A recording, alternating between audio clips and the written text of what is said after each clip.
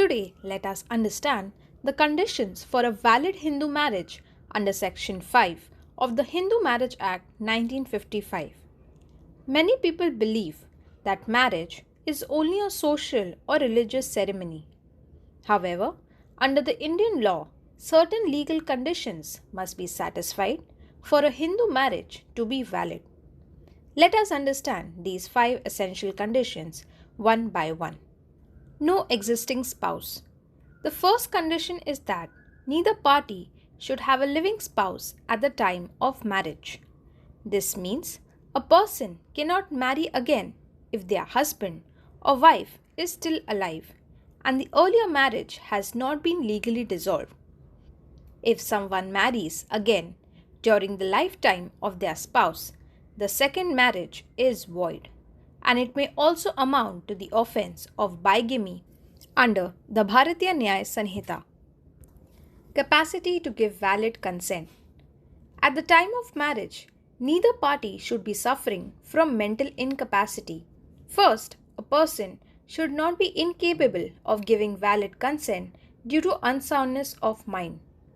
Second, even if the person can give consent, they should not be suffering from a mental disorder of such a nature that makes them unfit for marriage or having children.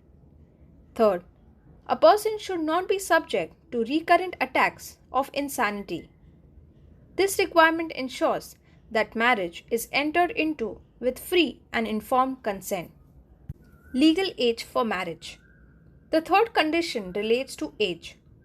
At the time of marriage, the bridegroom must be at least 21 years old and the bride must be at least 18 years old.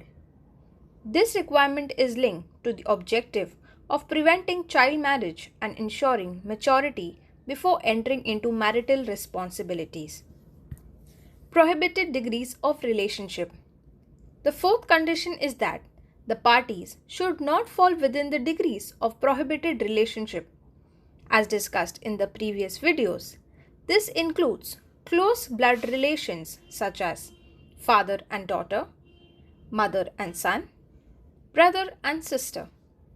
However, if a valid custom or usage governing the parties permits such marriage, then it may still be legally valid. Sapinda relationship. The fifth condition is that the parties should not be in a sapinda relationship. Under Hindu law, sapinda relationship extends up to the third generation through the mother and up to the fifth generation through the father. Persons falling within these limits are considered close blood relatives and marriage between them is generally prohibited. However, if a recognized custom permits such a marriage, it may still be allowed. If you like the video, please like, share and subscribe to the channel.